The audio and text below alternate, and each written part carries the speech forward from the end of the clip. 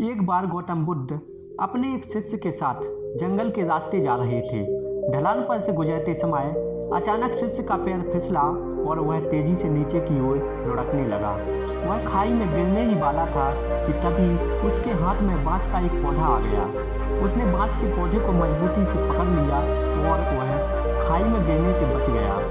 बांस धनुष की तरह मुड़ गया, लेकिन ना तो वह जमीन से उखड़ा और ना ही टूटा। वह बांस को मजबूती से पकड़कर लटका रहा। थोड़ी देर बाद बुद्ध पहुंचे। उन्होंने हाथ का सहारा देकर शिष्य को ऊपर खींच लिया। दोनों अपने रास्ते पर आगे बढ़ चले। रास्ते में बुद्ध ने शिष्य से कहा, जान बचाने वाले बांस ने तुमसे कुछ कहा, तुमने सुना क्या? शिष्य ने कहा, नहीं गुरुजी, शायद प्राण संकट में थे इसलिए मैंने ध्यान नहीं दिया और मुझे तो पेड़ पौधों की भाषा भी नहीं आती। आप ही बता दीजिए उसका संदेश। बुद्ध मुस्कुराए। खाई में गिरते समय तुमने जिस बांस को पकड़ लिया था वह पूरी तरह मुड़ गया था, फिर भी उसने तुम्हें सहारा दिया और तुम्हारी जान बचा ली। बांस ने तुम्हारे लिए जो संदेश दिया है मैं वह तुम्हें दिखाता हूँ। बुद्ध ने रास्ते में खड़े बांस के एक पौधे को खींचा और फिर उसे छोड़ दिया। बांस लचक कर अपनी जगह वापस लौट गया। बुद्ध ने शिष्य से कहा, पुत्र, पेड़ पौधों की भाषा मुझे भी नहीं आती।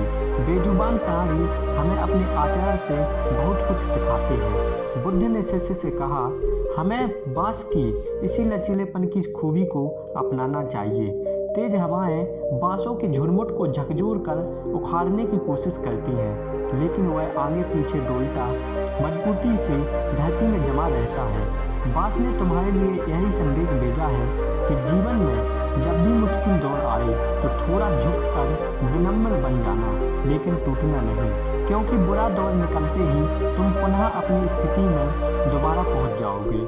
शिष्य बड़े गौर से बुद्ध की बात सुन रहा था।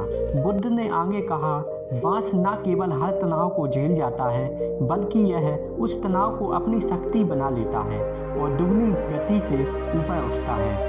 बुद्ध ने कहा, तुम्हें अपने जीवन में इसी तरह लचीले बने रहना है। मुसीबतों के समय टूटना नहीं है, क्योंकि जैसे ही मुसीबतें जाएंगी हम फिर से अपनी स्थिति को वापस प्राप्त कर लेंगे।